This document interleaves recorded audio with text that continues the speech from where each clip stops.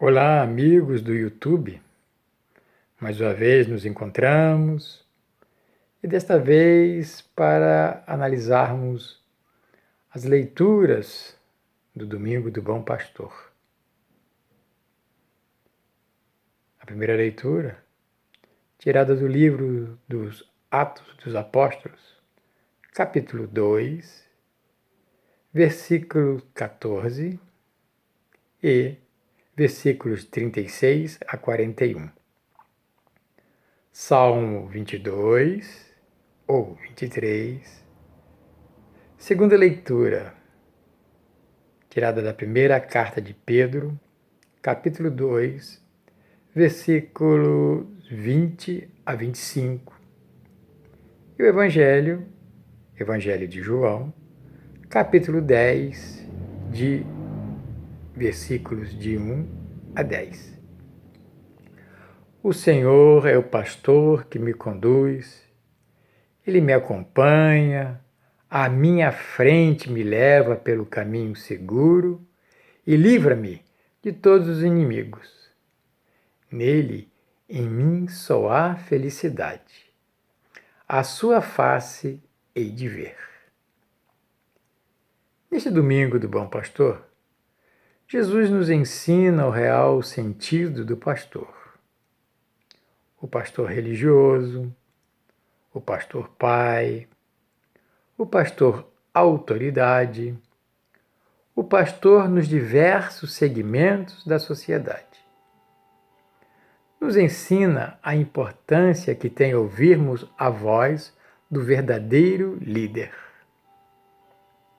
Na primeira leitura, no dia de Pentecostes, a situação ainda era de medo e portas fechadas, mas também do vento que soprava, da emanação do Espírito Santo no coração dos discípulos de Jesus. A voz do líder ecoava no íntimo deles e praticamente forçava-os a criar coragem e continuar a missão do grande mestre. O grande líder não se encerrou em si mesmo. Tinha preparado seus liderados a ser líderes também. O líder faz líderes. Foi tomado pelo Espírito Santo e pelo ímpeto da liderança de Jesus que Pedro se levanta, fica de pé e vai ao encontro da multidão e fala como líder, como se recordando de Jesus, dizendo-lhe: Tu és Pedro.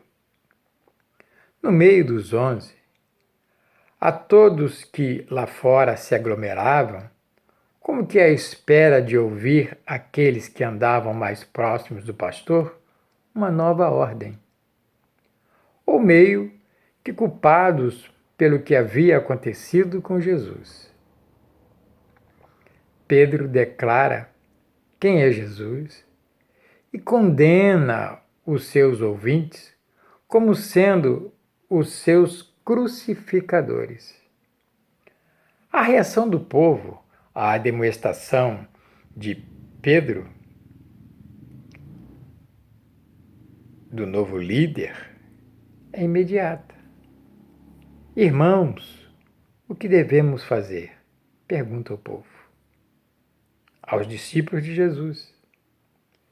Pedro, com autoridade, lhes ordena a conversão, o batismo em nome de Jesus Cristo, a incorporação do Espírito Santo e garante a promessa perpétua de Deus em cada um deles e nas suas gerações.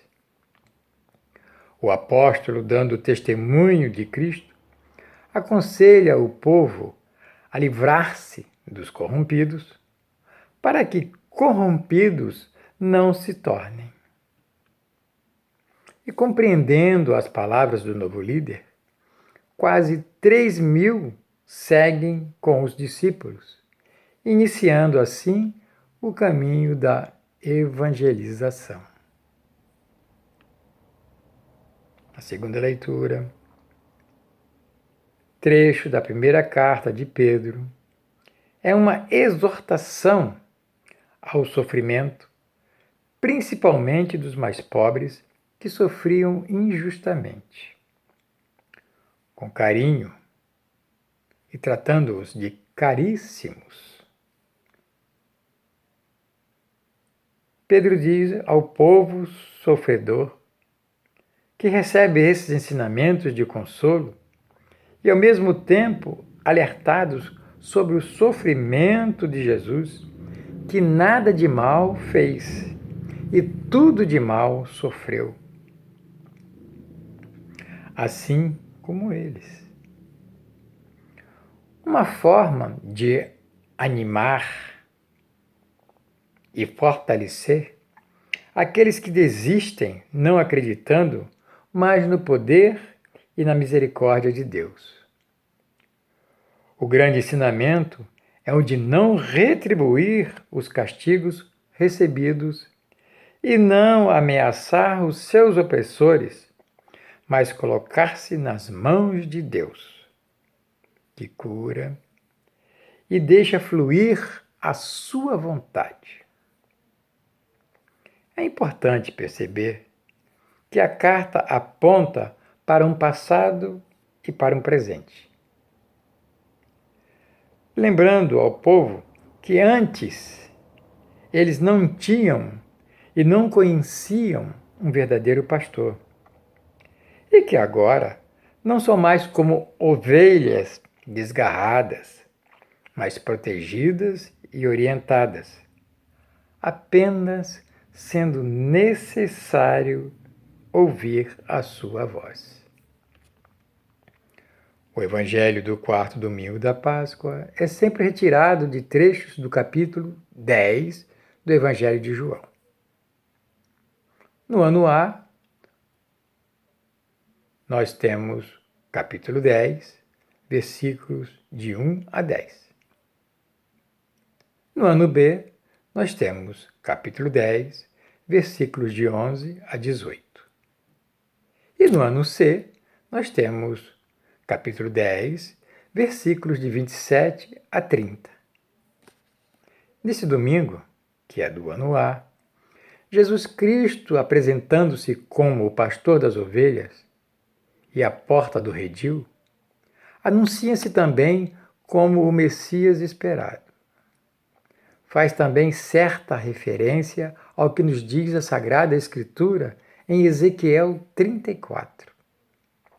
Jesus, se apresentando como o bom pastor e a porta, vem estabelecer um novo sentido na vida do povo sofrido do seu tempo, assim como desmascarar as lideranças religiosas, os quais se apresentavam como pastores e líderes, mas eram incapazes de passar vida e dignidade àquela gente. A parábola, ora apresentada, demonstra todo o desejo do bom pastor em introduzir os seus a uma nova ordem na boa nova, em uma linguagem e imagem totalmente entendível aos ouvidos, à imaginação e anseios deles. Todos conheciam um redil, as suas ovelhas e a função do pastor, assim como ladrões e assaltantes. Em continuando a contar a parábola, Jesus disse: em verdade vos digo. Isso quer dizer, eu lhes garanto. A seguir, a característica joanina se faz presente nas palavras do bom pastor. Eu sou. Eu sou a porta. Afirmação que confirma a autoridade e a liderança de Jesus e nos diz que todos nós precisamos passar por ele para encontrar boas pastagens.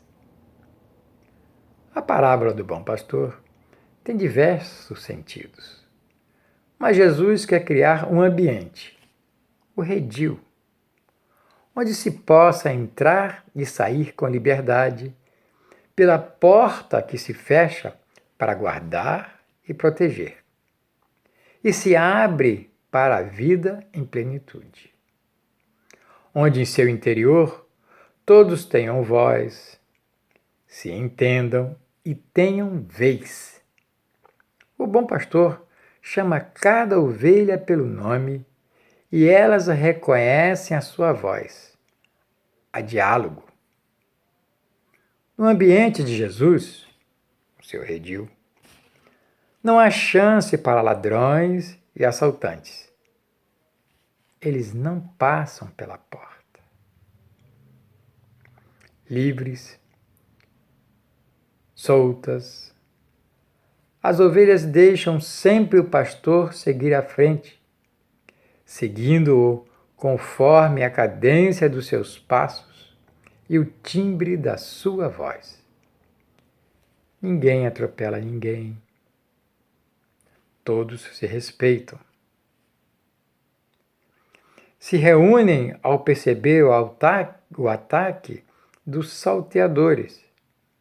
Deixam o pastor dar a ordem de defesa. Como refletimos, o domingo do bom pastor é a síntese da vontade de Deus. E que nos diz que todos tenham vida e a tenham em abundância. Por isso, queridos amigos, que nesta reflexão nós possamos também refletir particularmente todo o sentido do bom pastor e de quem era o bom pastor para nós. Reflitamos, colocando dentro do nosso coração um novo sentido naquilo que nós achamos e acreditamos ser líder e pastor. Até a próxima.